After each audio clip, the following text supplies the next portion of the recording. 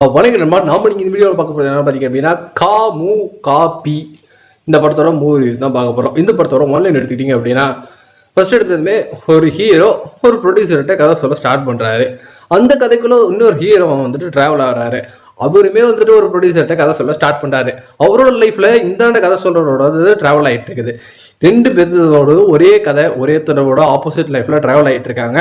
At last அந்த கதை எதை நோக்கி போச்சு, எப்படிலாம் முடிஞ்சுது, அதாவது ஒருத்தருக்கு ஒருத்தர் ரொம்ப லவ் பண்ணவங்க டிவோர்ஸ் நோக்கி போயிட்டு நிக்கிறாங்க. அதுக்கான சுச்சுவேஷன் என்ன, இதுக்கப்புறம் ரெண்டு பேரும் சேர்ந்தாங்களா இல்லையாங்கிறது படத்தோட மீதி கதையா இருந்தது.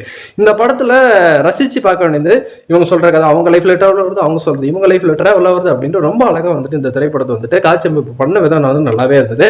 சில சீக்வன்ஸ் இந்த டிவோர்ஸுக்கு அப்ளை பண்ணிட்டு போய் உட்காரும் போது என்ன பிரச்சனை சொல்லுங்கன்ட்டு புருஷன் வந்துட்டு லிஸ்ட் அடுக்குவாப்புல, இந்த வந்துட்டு துண்டை காய போடாம இந்த பெட்ல போட்டுருந்தா அது ஒரு பிரச்சனை, அது ஒரு பிரச்சனை, இது ஒரு பிரச்சனை அப்படின்ட்டு குழந்தை வேணும் அப்படின்ட்டு ஹீரோ வந்துட்டு சொல்லும் போது குழந்தை இருந்தா பினான்சியலா வந்துட்டு என்னென்ன ஸ்ட்ரகிள் இருக்கும் அப்படிங்கிறத அந்த ஹீரோயின் வந்துட்டு ரொம்ப அழகா இவ்வளவு செலவு இருக்குன்னு எடுத்து சொல்லும் போது அந்த சீக்வன்ஸ் அழகா கேரி ஓவர் பண்ணியிருந்தாங்க. படத்தில் நடிச்சிருந்த எல்லாருமே ரொம்ப நல்லாவே நடிச்சிருந்தாங்க. இது எனக்கு ஃபர்ஸ்ட் ஹாஃப் வரைக்கும் நல்லாவே கண்டினியூ. செகண்ட் ஹாஃப்ல ரொம்ப போரா லேகா வந்துட்டு எனக்கு இந்த படம் இருந்தது.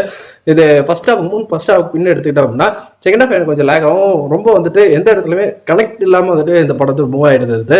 ஸோ அது பெருசா இல்லை, அவங்க போடுற சண்டையுமே பெருசா இல்லை. ஹீரோயின் இப்படி பண்ணிட்டு இருக்காரு புரிஞ்சிக்கவே இல்லை. இப்படி ஒரு டாக்ஸிக் கேரக்டர் இருந்தாலுமே அந்த கேரக்டர் மேலே நமக்கு ஒரு எம்பத்தி சிம்பத்தி எதுவுமே வந்துட்டு சுத்தமாக கிரியேட் ஆகாமல் போயிருச்சு. கடைசி டுவர்ட்ஸ் கிளைமேக்ஸுமே வந்துட்டு ஒரு மாதிரி வந்துட்டு முடிச்சிட்டாங்க. எனக்கு இந்த படம் ஒரு ஆவரேஜான படமாக தான் இருந்து. நீங்கள் இந்த படம் பார்த்தீங்கன்னா உங்களுக்கு பிடிச்சி நம்மளோட கமெண்ட் செக்ஷனில் தட்டி விட்டுருக்க.